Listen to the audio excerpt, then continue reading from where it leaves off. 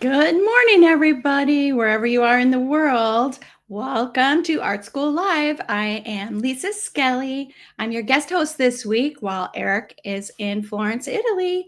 And I'm so excited. Today, my guest is Michael Obermeyer. I can't say enough about Michael Obermeyer and his awards, his accolades, his designations. He's the president of the California Art Club, one of the most prestigious art organizations in the country. It's pretty amazing. And I would love to welcome Michael Obermeyer this morning. Hi, Hello, Michael. Lisa. Hello. So Nice many to see things. you. Oh, so good to see you, Michael. I have so many things to share with people about you, but also we want to learn all your tips and tricks and techniques. So what are you going to be sharing with us today? So today we're going to talk about painting atmosphere, atmospheric perspective. One of my strengths, something that I'm always looking for when I'm out plein air painting. I love any kind of atmosphere here along the coast, and my subject's always about light. It's how the light hits whatever it is that I'm painting, and atmosphere is a big addition. So I'll talk about some of my process in creating atmosphere in my paintings. Good. We're going to learn all your secrets. That's great. I don't know if I have any secrets or tips or tricks, but we'll see. Yep. So let's get this show started. Awesome. It's Art School Live with Eric Rhoads.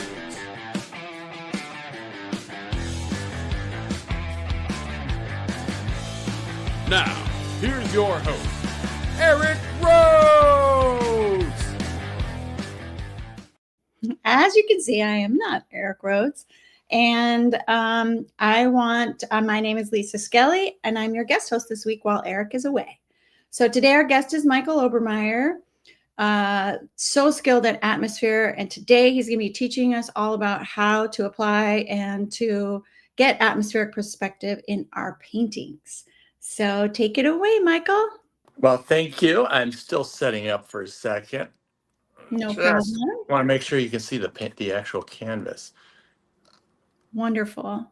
Okay, I'm going to raise that just a bit. Bear with me. So I'll just talk about you a little bit, Michael, while you're setting that up, because Michael not only is the president of the California Art Club, he also teaches and passes on this tradition of plein air painting. He teaches a plein air painting class at Laguna College of Art and Design, a local college that is very well known for its amazing art program. And Michael's a professor there. So many, many awards. I can't even begin to tell you. It would take the whole show to tell you all about what Michael's done, and his awards precede him. Anyway, it's fabulous. So we are going to get so much content today from Michael about the secret way to get not secret, but his tips and techniques for sharing atmospheric perspective, because you can really tell a Michael Obermeyer painting and when you see those layers of atmosphere and how the foreground comes forward and the distance stays in the distance and they're just glow with light. It's just incredible. So, well, thank you, Lisa. You're so sweet. I have a few in my collection, so I get to look at Michael Obermeyer's paintings every day. Okay. Well, today, like I said, we're going to work on atmosphere. And actually, if we were outside painting today, the atmosphere is gorgeous here in Laguna Beach. Yep, it is clear, but there's just enough. It looked like an Obermeyer painting to me. But yeah, if I were outdoors, first thing I'm going to do is start blocking in really quick because I work fast. I always tell my students, paint like your hair's on fire. Oh, yeah, so, I remember that. Yeah, I remember that saying. I love that. Yeah, so I've pre-toned my canvas, a burnt sienna, kind of gives it a nice warmth. And I know they're showing the reference photo, and I'm actually going to, this is a lesson on how to focus in on the very center of that photo. There's that background hill between the eucalyptus, right above that yellow sign. And that's what I focused on to create my painting. I love that atmosphere, that distant hill with the foreground with the warm colors of the eucalyptus and the meadow and the first hillside, and then everything goes further back. So I like to create that foreground background kind of definition of my paintings. That relationship between the foreground and the distance, which you're brilliant at. Correct. Well, I don't know if I'm brilliant at it. I always show the good ones, you know. The dogs don't get out too much, but so yeah, I'm very attracted to that. I think it's those old black and white Ansel Adams photographs where he would have this beautiful dark foreground in shadow, and then the background, maybe of the Grand Canyon or Yosemite, was all lit up. And it just intrigued me. And then early on, when I was still an illustrator, there were these early Impressionist paintings I found on a calendar.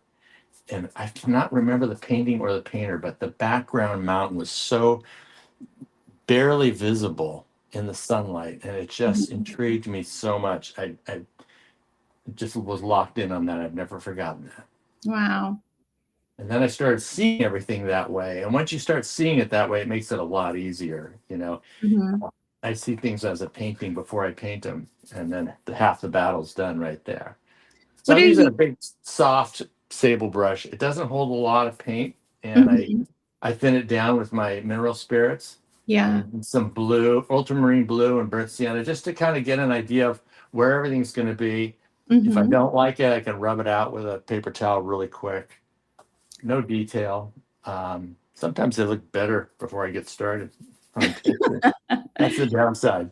You just answered my question before I even asked it. That's so funny. I was going to ask you what you were using. So burnt sienna and ultramarine to sketch your composition. And the subject for this is really going to be, I have this foreground, I have a background hill, which is barely visible in that photo. That's the other nice thing about being outdoors is you can start to see a lot more and squint your eyes and really simplify shapes.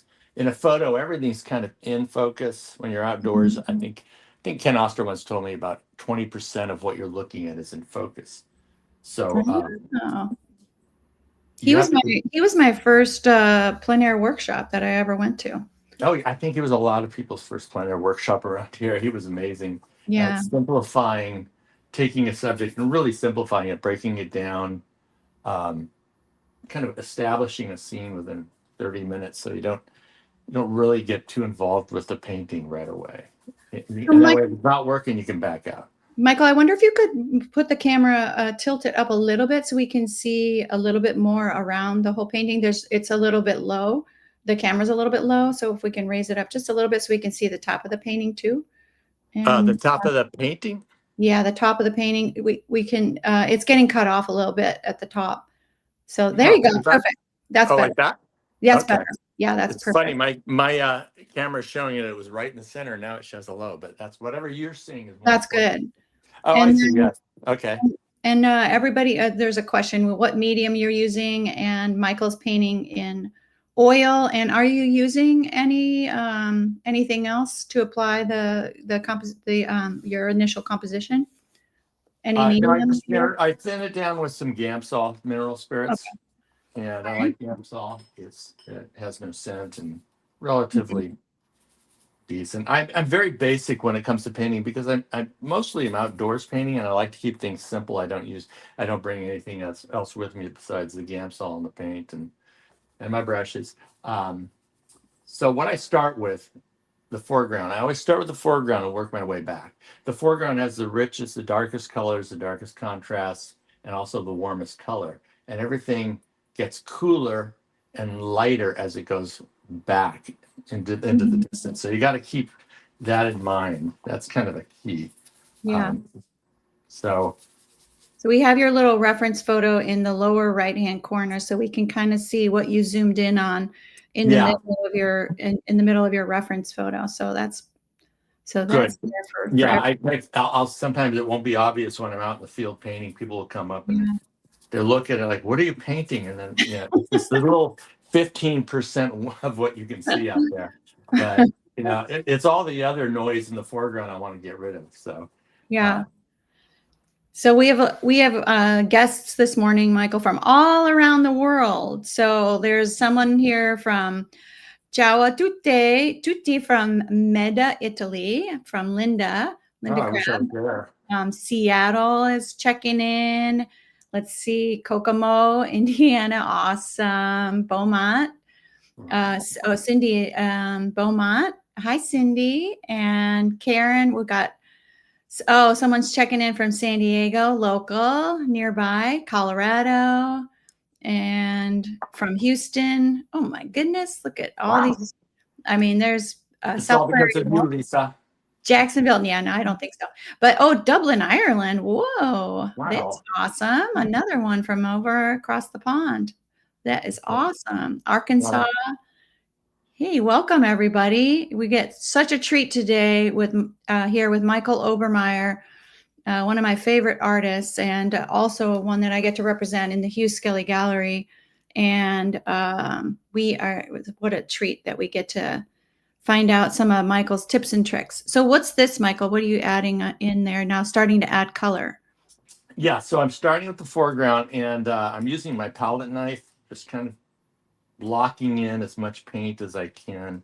No detail work. Just if I were outdoors, I'd be really squinting at what I'm looking at, the shapes, the foreground, shrubs, bushes. There's a lot going on there, and I really want to simplify it because I don't want your eye to just get stuck right here. Mm-hmm. The focus of my painting is I want you to go back beyond this out to this gorgeous kind of sunlit hill way back there. And so this is kind of just setting the table for everything else. So really simplifying and keeping that in mind and going quickly. Again, we're going to go quick because we only have, I think, 45 minutes. So that's good. Great. Hey, And is this your favorite surface to work on, Michael? Is it a linen or a canvas? It's a canvas board I like. Mm-hmm. The Raymar panels I use a lot. I love them. It's funny, the nicer the board or the surface, the worse my paintings come out, I think. Because I'm pressured to do a really nice painting. It never fails. It's like, wow, I love Belgian linen. And then the next thing I know is I've just done the worst painting because I was just so determined to do a nice piece. And then I'll pull some small canvas board from an art, I don't know, Michael's or something, because I'm running out of paint, and I'll do the nicest painting on it. And it's like, well, just goes to show you, just get paint on there and it doesn't matter, right? Just start painting. No, it is nice to have a really nice surface that feels good to you and it feels comfortable and that the paint adheres the way you want it to. Mm-hmm. The same with brushes and the paint you use as well. Everybody's different and everybody has a different feel for it. Yeah. So do you often start with a palette knife, Michael, when you first start after you get your composition in there? Yeah, about 5 or 6 years ago, I went to a show at the Laguna Art Museum on Anna Hills. She's an early Laguna plein air painter. Love her work. Yes, she settled who helped settle the Laguna Art Association back in the 2030s. And she painted with a palette knife. And I was never keen on palette knives. I barely mixed my paint with a palette knife. But I looked at her work in person and I loved some of the unmixed paint and how loose she could keep things and thick. And she was able to apply a lot of paint to the canvas. And it hit me while I was watching the shows. Why don't I at least mix up the paint with the palette knife and then apply it, and then you get my brush and push it around and try to bring it under control a little bit. Yeah. And so I tried it and I loved it. I loved some of the accidents it was creating with unmixed color, some of the marks it made that I didn't finish. It just felt out of control a little bit. And I'm always, being the old illustrator, I'm always trying to loosen up a little bit and get looser, not so tight. And that was really solving that problem. And also, the paintings had more soul to them. They just had more pizzazz. There was a lot more medium on there. People love thick paint. And, and I just loved it. And heck, I was using a lot less brushes, but a lot more paint, but it was worth it. So I think it's another way to also simplify your paintings to get that palette work. And then you're working in bigger areas and just pushing the paint around, and you've got all these beautiful, not happy accidents, but they're just absolutely. Yeah. That's what it is. It's happy accidents. And remember the first time I was doing that, I was painting with Colin Page out at Catalina. And I had changed the way I attacked my painting. And he came by to say something to me while we were painting. It was that point where it just was tons of paint on the board with no control. And he looked at it and he stopped in his tracks and said, "Oh God, what happened to your painting?" kind of shocked my own painting buddy, but I just explained to him, no, give me 20 minutes. I'm going to bring it together. I promise somehow.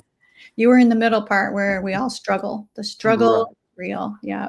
So I've done the first plane here. This is going to be basically 3 planes of masses, land mass here. The foreground, which is this grass and shrubs and the eucalyptus. That's all one. The next one is going to be the second hill right behind it. And then the third one is going to be the distant hill. So this second hill is a little further away than this. So what I'm going to do is it's not going to be quite as warm and intense. It's going to be a little slightly cooler in color. Still a warm hill. It's very, these hills, I painted this in, I believe, summer, early summer, late spring, and everything was getting very warm up here. As when I say warm, as far as color on the shrubs, wasn't a lot of green anymore. And so these warm tones, although it's a very warm hill full of this coastal scrub brush and coastal sage, it actually got to cool it down a little bit. So I add a little, this is the trick. Ultramarine blue and white is my go-to for atmosphere. Sometimes I'll mix a small puddle of ultramarine blue and white off to the side, and I can use that and add it to the local color. Oh. And that cools it ever so slightly, just what I need. Yeah. For coastal atmosphere here in Laguna or the coast, anywhere along, especially California coast, there's a lot of moisture in the air. Sometimes people think it's fog or smog. It's not. It's on the coast. It's a lot of moisture from the ocean, and that creates this beautiful haze, even on clear sunny days. And that ultramarine blue and white is the key to that coastal haze. Yeah. At least now, if I'm looking into the sunset, I might add a little more alizarin crimson, something to warm it up, because you're looking into the sun, and therefore you're picking up particles of sunlit water, and that changes. I'm pushing the blue a little bit here. I hope it's reading well. Yeah, it is. It's reading. It's sitting behind that foreground hill. You know, you guys got to write this down. Ultramarine blue and white for that coastal atmosphere, and this is, you know, variations of, or you know, like varying degrees of white compared to the ultramarine blue. But wow. Yeah, and then so once I've established this value, that's the shady part of the hill. There's sunlit areas on top. Okay. So that the values of the sunlit area have to match the values of the shade area. So I'll mix the same. It'll be similar to this color here, but I'm going to add some ultramarine blue and white to that. It's actually a little pinker than that green grass in the foreground, but a little ultramarine blue and white. Sometimes you overdo it. On the palette, a lot of times it just looks very grayed down, and I'm like, that's just, I just killed the color. And then I'll put it on the canvas next to the actual color next to it that I mixed, and it'll be perfect. There you go. That's all the relationships. Exactly. Remember the relationships, even if it looks not right on the palette, if you just compare it to what your each piece compared to the relationship of what's next to it. That's right. And then and with this knife, I can just really lay it on top thick without bringing up the underneath color, the shadow. And it goes on pure. Sometimes, like you said, happy accidents happen, you know, little. Yeah.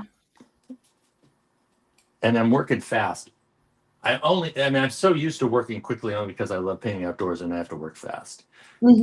It's funny, usually when I'm outdoors painting, especially a complex scene or late in the afternoon and the light's changing, I'll start racing and I can almost feel my heart racing. and you know, as I'm setting up, I won't look at the scene while I'm setting up because I want it to be fresh. I'll find the scene beforehand. I'll say, this is the scene I'm going to paint. All right, let's get set up. Let's do it quick.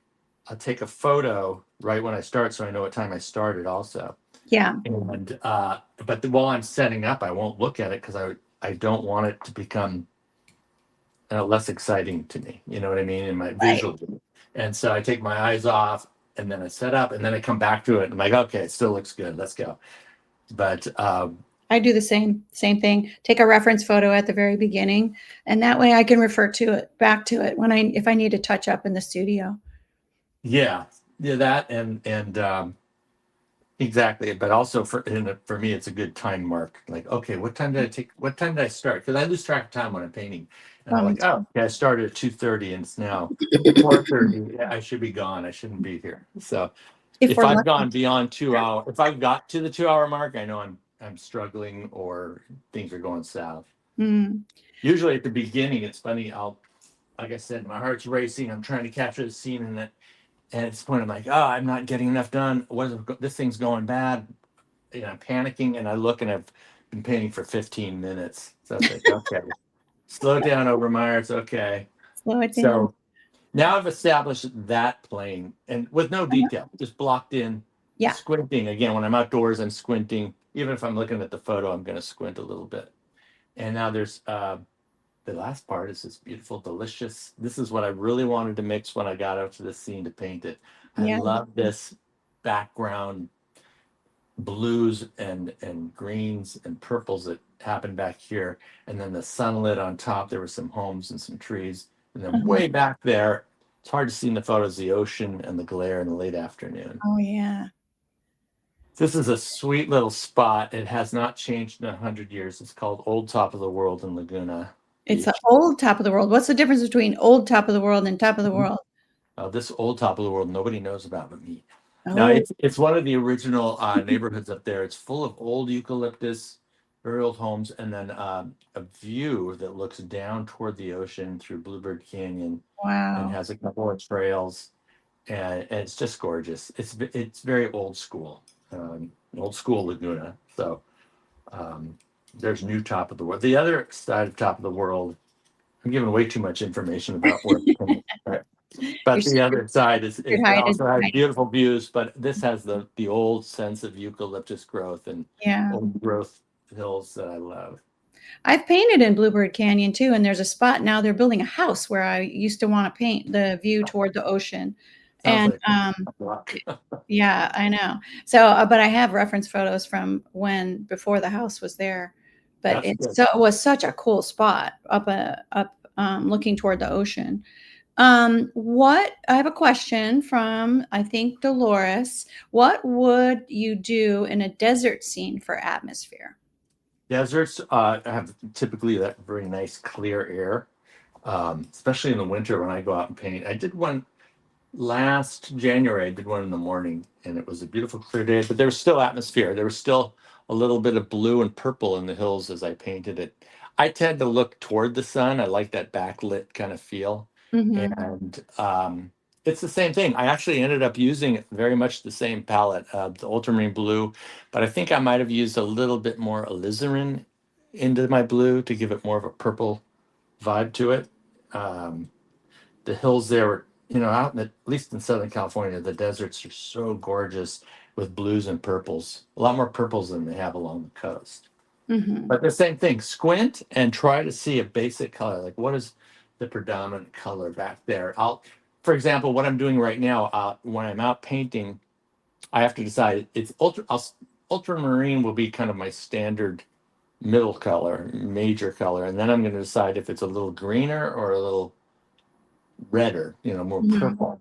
So that will decide if I add a little phthalo green to it, or if I go more toward the alizarin. And sometimes a little of both, just it grays them back. If I put a little alizarin into the blue and a little green, it'll gray it down, neutralize it a little bit, which is typically what I do. But in the desert, anywhere, even let's say I was painting in France last month, and the light there where I was painting is much different than Southern California. And I noticed the blues there had more of the cerulean blue, more of a green blue that I was used to. So I had to take mental notes and tell myself, put a little more cerulean blue in there. I only use 7 colors when I'm painting outdoors. Oh, really? 7 colors? Yeah. Keep it simple because, you're out painting and I don't want to hunt and peck through my, a whole smorgasbord of color there. Yeah. And I keep it simple, and it's the same 7 I've always used. And they've always worked for me. But I'll have I have a cerulean blue, which I usually use for skies, but Yeah. or water. But in the case of France, I was using it a lot more back here with these. Huh. Different light. So Yeah. what are the 7 colors, if you want to, would you mind sharing with us your 7 colors in your palette? Yeah, the 7 are ultramarine blue, which is my go-to, use that so much. Cerulean blue, just a little bit. I don't use a ton of cerulean. Mhm. I have phthalo green, but I don't reckon phthalo green is so Tricky. it's like acid. It's like acid. Just can take over your entire palette. So viridian green is what I always recommend to my students. It's a blue green. I don't use it as a green, but I'll use it to mix. If you mix it with alizarin, it makes a very nice dark, almost black. You can use it for all kinds of things. You can obviously make greens from it, but it's a kind of a multi-use color. Then I have alizarin crimson, which is a cool red, which I use a lot around here. Cad red light, and burnt sienna, and then cad yellow medium. And of course, titanium white. Do you have that on your website at all? Any of your? I don't, but I should. I should do that. That's a Yeah. good, Have Lisa, your very palette? good tip, Lisa. Oh, you're welcome. As a painter, I'm still learning. I hope I'm always learning to use. You can go to Michael Obermeyer. Wait, no, Obermeyer Studio. Wait, That's my Instagram is Obermeyer Studio, which is more updated right now than my website, which is michaelobermeyer.com. I've got to update my website. In fact, my wife told me that the other night. She was showing someone that was asking about a painting, and she said, "Your website, you've got to update it. You know, it's your events calendar is so off." But Oh, yeah. I Well, get so and busy then, with Instagram and Facebook and painting that I forget about my own website. yeah. Well, you've got so many new paintings too. And then when you, Michael is invited, one of the artists that is juried into the Festival of Arts, which is this traditional, very high quality art show in Laguna Beach for 2 months every summer.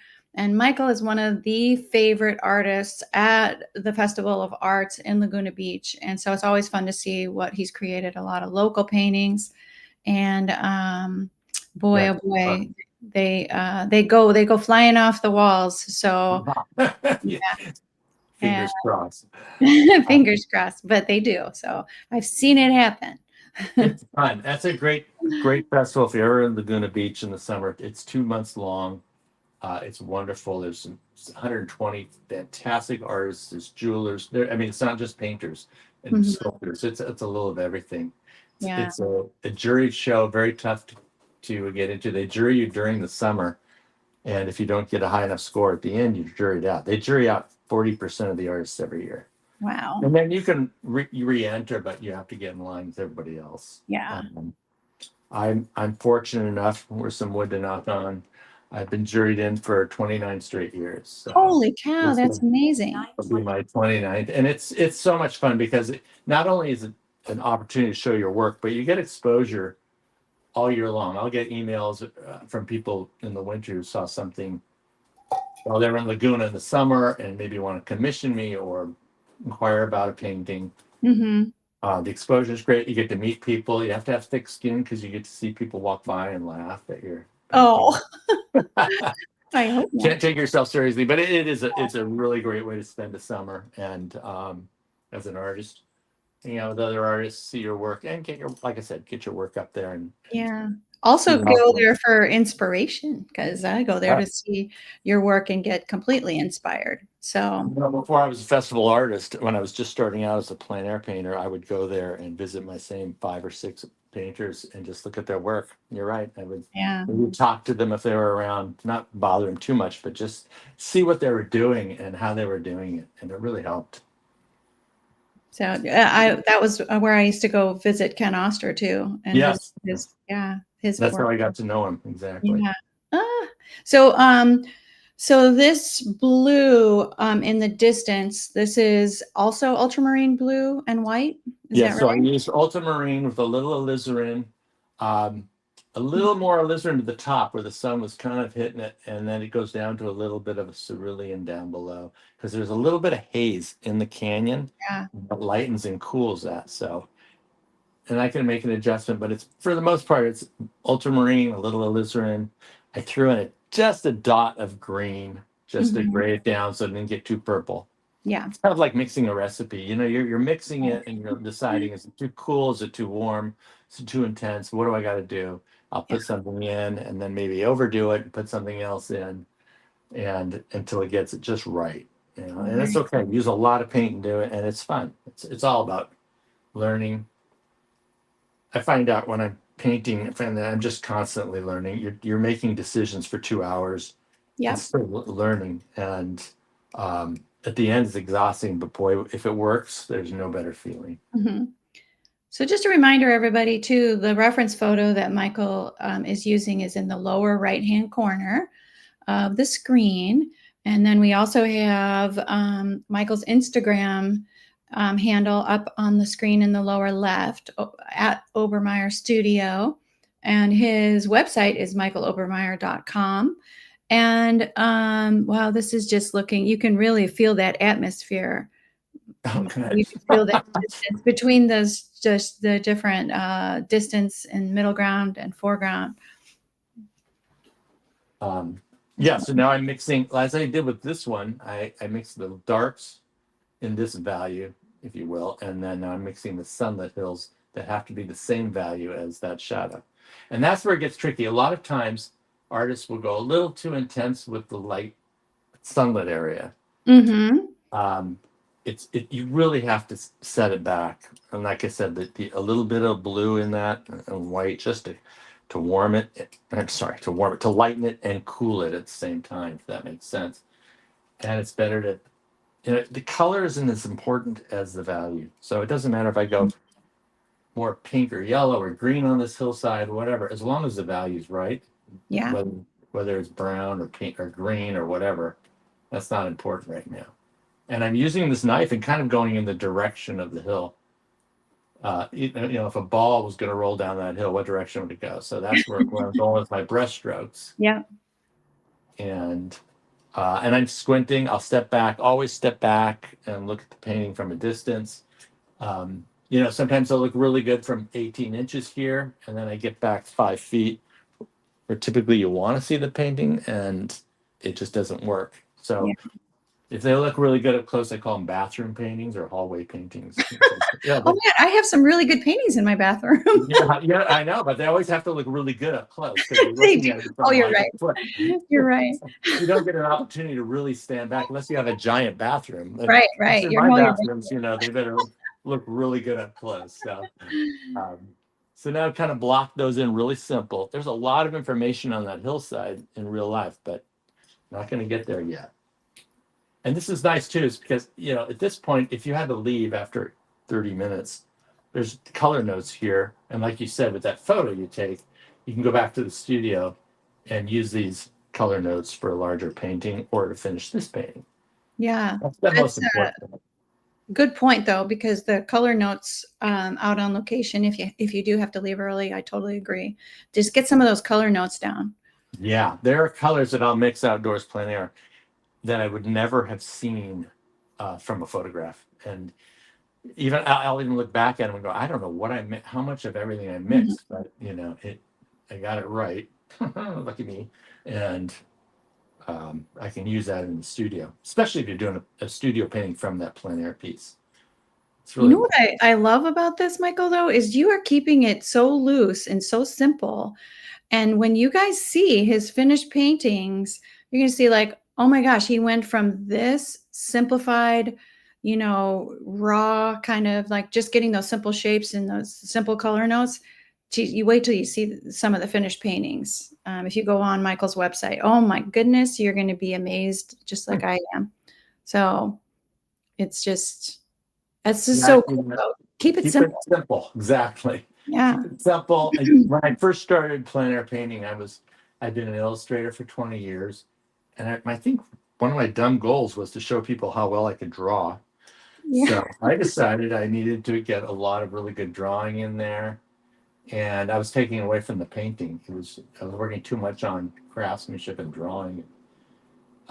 They were just so tight, and I realized it's all about painting color values, not so much about detail. And you know what else it really takes edited out a lot. it takes away from the joy of painting too, when It does. when you're trying to render something so perfectly. Because I used to do the same thing. Just because we can doesn't mean like that's not. And I realized that those weren't the paintings that I was attracted to in other people's work. Were the ones that were highly rendered, although they're amazing and they're like, wow, look at that, look at how perfect that is. But then the ones I really wanted to collect were the ones that were impressionistic and loose and free and joyful. Oh my gosh, I just You really took the words right out of my mouth. I was just going to say that. Very good. Yeah, you're right. The paintings I really liked, the Ken Osters, and Yeah. then just threw paint on there, and it magically came together. Yeah. And very joyful to look at. You're like, I Yeah. want to paint like that. So why am I doing these tight renderings? So Right. so now I've got the whole canvas covered, and now I can start working with smaller shapes within it. Okay. Wow. And 100% of the canvas, and I can, even if I took this home right now or back to the studio, I've got enough going here for a larger painting.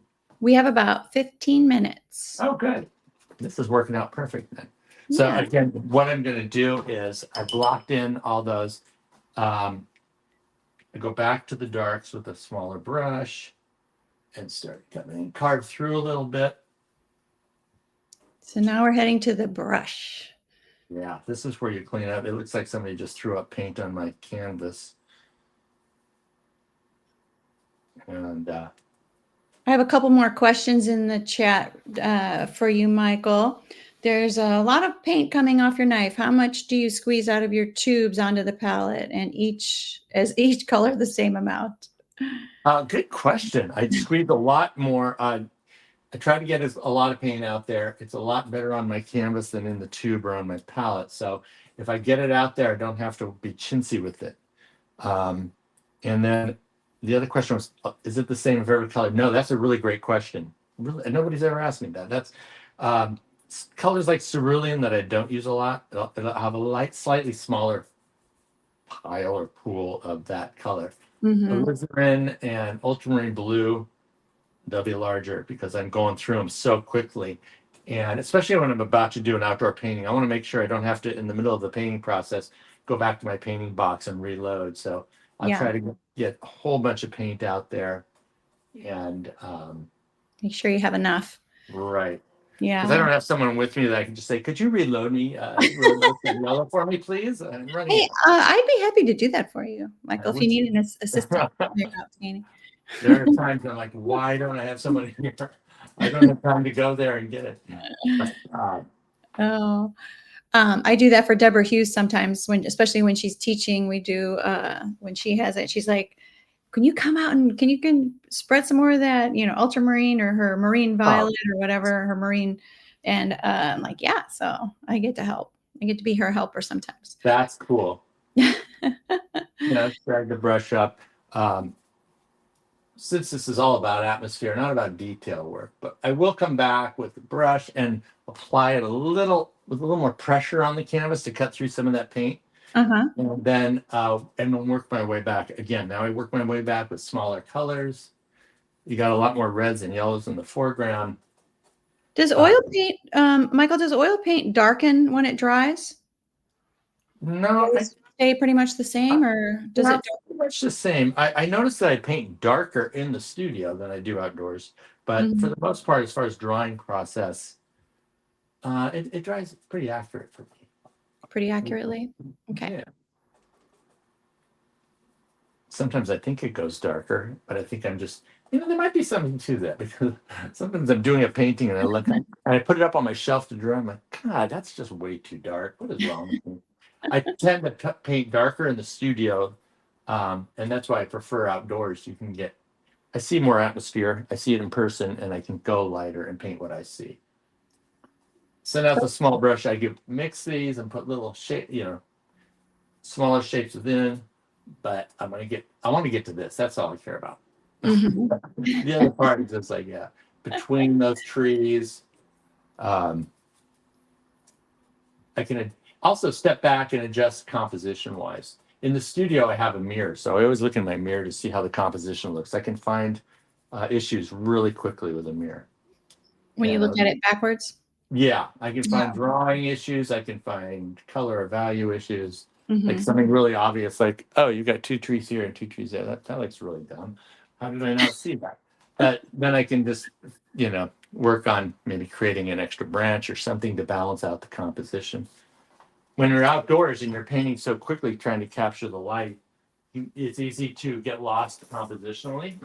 You just throw something together and then you get home going, wow, what a value masterpiece. And I look at it and just think, oh my gosh, that is the worst design I've ever seen. So it's always important to kind of check your composition while you're painting. So I'm just gonna answer a couple questions here that we've answered earlier in the they must have missed. But Michael's working on just a canvas panel, and is it gessoed, Michael, or is it primed? Yeah, it was gessoed, and then I toned it with some burnt sienna just before we started. Yes, and then the paint color in the sky, I'm guessing, is cerulean. We got some cerulean in the distance? Yeah, that's actually ocean, and then there's a layer above of a little yellow and alizarin back there, and this is ultramarine blue, a little bit of cerulean, and a little yellow. The sun's over here, so the ocean is actually getting warmer as it goes to the right toward the sun, and the sky is a little more pink yellow, kind of contrast. And so there's very small sky, they're very high horizon, so that's really cool. Very high, yeah. To me, it was all about this. Yeah. The sky wasn't particularly beautiful. There weren't any cloudscapes in it. So, and now I'm lighting the bottom end of this a little bit. Well, now I can see that. I can see those, the form of the distance now that you're developing that a little bit more. The light, and then how the cliffs and the shrubs are getting, the distant foliage is getting lit up on the tops of that, and then right here or up here? Yeah, up there. It's really pretty. Oh, thank you. Thank you, Lisa. You're welcome. It's funny, whenever I'm out painting and I'm thinking I'm just doing a great piece, like, oh my God, this is coming together. Sometimes they feel like they paint themselves and they work really easily. But then sometimes I'm thinking to myself, this is wonderful. I can't believe how well this is coming out. And those are usually the ones that go south really fast. Got too confident. It's a humbling experience to paint, So is this a 9x12, Michael? This is a little 8x10. 8x10. Okay, so they're great for doing little studies outdoors. 8x10, 9x12, even 6x8s if you only have an hour or something. Yeah. Although I've found out for me, it takes about the same regardless of the size, unless it's a giant piece. Typically, my paintings, I can get them done in an hour and a half. I paint very, very quickly and panicky almost sometimes. And now I'm putting a couple smaller marks in there where the trees are out on the distant hill. I'm not rendering trees, I'm making brush marks because it's okay for this to look like it's a painting and not a photograph. Right. Sometimes people will put too much information, but for me, again, it's all about the light and not each little rooftop or tree back there. It's about how the lights feel. I just want you to get the feel of atmosphere in this late afternoon light high above Laguna. It makes me think in my own paintings how much more I can push the difference in the value of the atmosphere and the distance compared to the foreground. I want to practice that some more and really push that atmosphere because it really reads so beautifully. Yeah, it's really fun. And then you can push up the sunlit areas. I can pop those a little more. Who's a really good painter to look at? One of my favorites of all time, the old California plein air painter, 𝗪𝗱𝗄. Oh, I remember that. He is a master of creating atmosphere and with the simplest of brush strokes. If you ever see his paintings in person or in a book, he'll make just one little squiggle mark, just drag it, and it's a perfect roadway on a distant hill. And God, I'm enamored with that kind of painting. Yeah. Don't you have one of his paintings? Yes, I finally got one of those. I got one. It's my hero, and it's great. It's just, yeah, I love those old guys and the Yeah. way they paint, and a lot of them are painting the same locations I'm painting today. So Wow. it's kind of fun to see how they handle it. And I think he and I are attracted to the same kind of light, because I'll see paint a scene and I'm thinking that is a painting. And then all of a sudden I'll be going through a book and there's one of 𝗪𝗱𝗻𝗵𝗃's paintings and it's almost the exact same scene I saw. Wow. So yeah, so now I can go over smaller. Also for atmospheric perspective, another part is not just color and value, but edges. And you want to go a little soft on the edges in the distance. Harder edges will be right up against these trees and maybe some of this foreground shrub. And as you go further back, you're going to soften your edges. And even though in person you can see every tree and roofline back here, you really just want to soften it a little bit out of focus, and it'll create more distance as well. So if you have a hard edge here and a soft edge there, back there where they intersect, that's going to push that further back. Someone had a question again, what colors you mixed for the distant hills back there? Okay, for the sunlit area, or for the shadows, it was ultramarine blue, a little alizarin, and a teeny bit of green, almost like just fractionally some green to gray it down. But it's mostly ultramarine blue and alizarin. And then there's a little more haze in the bottom, so I put a little bit of early in the morning, cerulean blue with white into that. But it's so subtle, the kind of the transition. That's what makes it brilliant. Oh my goodness. That's awesome. Just enough for the eyes. And then for the top, I mixed basically this color and this color. Each one got a little cooler and lighter. So this color is the same as this color, just this has a lot more ultramarine and white in it, and it really pushes it back. So you have more color harmony within your painting too. Yeah, that too. And the hills are the same, basically. They're made of the same shrubs, and it's not like this is a great golf course in front of us. They just get cooler and bluer. Cooler and bluer, that's In right. the distance. Ultramarine white. This is a really fun question. When you paint fast, you become more efficient. What are some efficiency tricks you've learned? Efficiency tricks. Efficiency tricks. Yeah. I got to think about that. You're making them think. I'm making you think today. I just, you know what? I'll tell you what, when I'm painting and I'm painting fast, like I said, like my hair's on fire, it has become, and I've been doing it for nearly 30 years, it's almost become intuitive, the mixing. I see everything as three-dimensional on my canvas. I don't see this as a flat canvas. I see it very three-dimensional. So I paint three-dimensional. And I just start mixing as quick as I can. Big brushes, that probably is a really big key. Get big brushes and start just loading the paint as fast as you can with big brushes. Get everything covered. As I said, we had this covered within really 20 minutes, I think 25 minutes. And that way the whole canvas is covered and you can make decisions from that point. If you want to go darker, lighter, make adjustments throughout.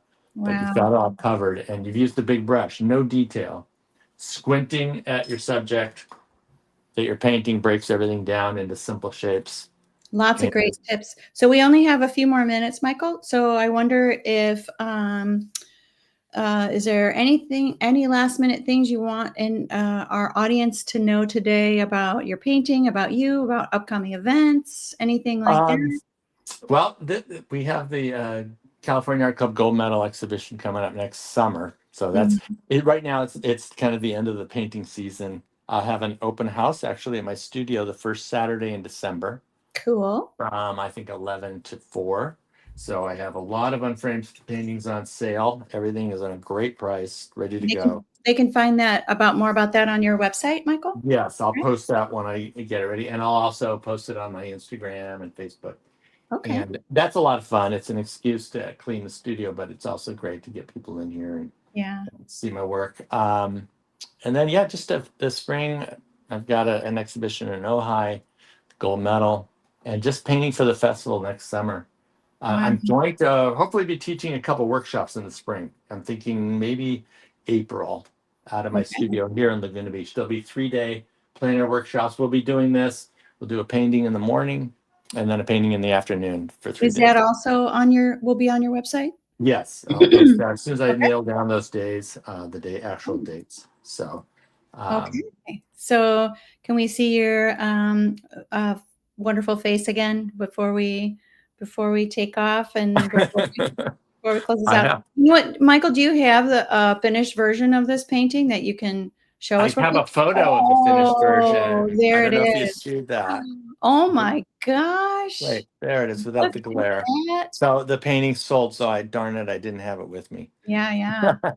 But there's a lot more detail, and I came back again. Those little homes, these are just little brush marks here and there.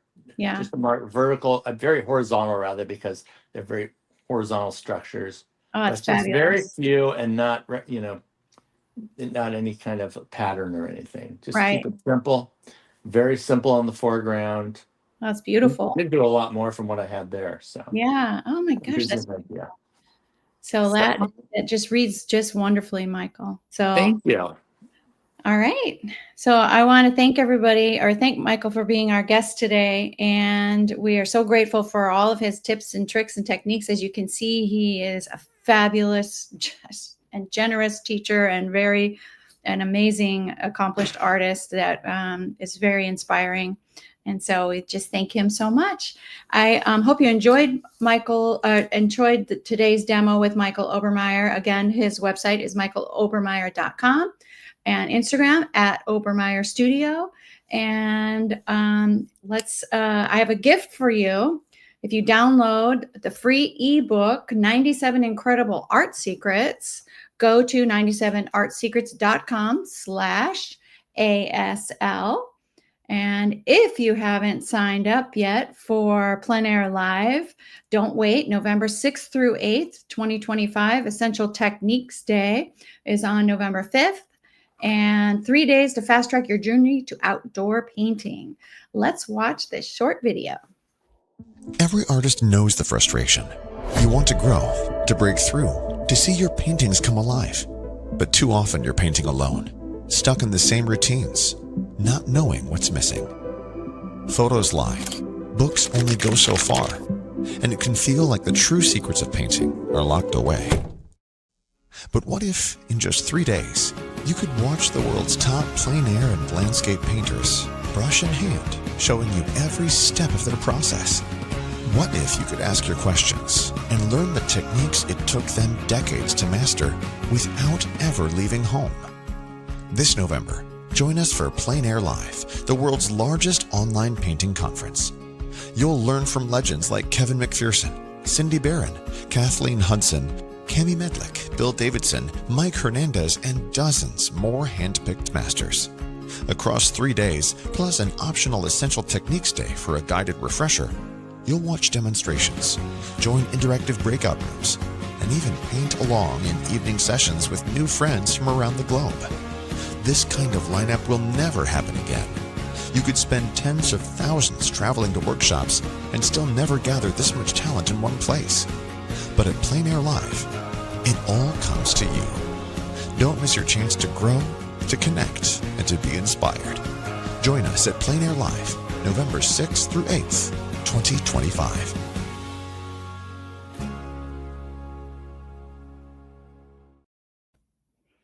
So if you don't forget to subscribe to this channel, and it is at Art School Live on YouTube and at Eric Rhoads on Instagram. And don't forget to visit my website, 𝗢𝗏𝗍𝗆𝗆𝗏𝗏𝗏𝗍𝗏𝗍𝗏𝗍𝗏𝗍𝗏𝗍𝗏𝗍𝗏𝗍𝗏𝗍𝗏 I'm also the co-host. I forgot to say this yesterday. I'm the co-host of the Pastel Podcast with 𝗟𝗏𝗱𝗀𝗃. We have so much fun talking about pastel and the vibrant medium that is both of our favorite mediums to work in, and everything pastel. We come out, I think, about the first of every month with a new episode, and we've had some great interviews. You can also watch it on YouTube or Spotify. And I am the owner of the 𝗂𝗍𝗀 Gallery on 𝗣𝗶𝗁 Island, getting to represent some of the best plein air artists working in the style of plein air painting. And so that's our genre, that's our niche. And as always, I am super excited that they asked me to be Eric Rhoads' guest host for Art School Live this week. Tomorrow we have Danny Folkman, and he is going to be sharing with us how to paint vehicles. So he's very good at it. He's this young up-and-coming plein air artist. I just painted with him at Sonoma Plein Air. Fabulous artist. So he's going to share all of his tips and techniques for painting vehicles, which we don't touch on that very often. It's going to be really fun. So he's going to teach us how to simplify. And my Instagram is @𝗟𝗱𝗍𝗍. So please visit me there. And I look forward to talking to all of you and seeing you all week. Thank you so much, Michael Obermeyer, for being our fabulous guest today and sharing some of your secrets about atmospheric perspective. And I hope that we get an update from Eric tomorrow about where in the world he is, Italy. And so maybe he'll send us a video tomorrow and we get to check in with Eric. So thank you all very much for being here today. See you the rest of the week.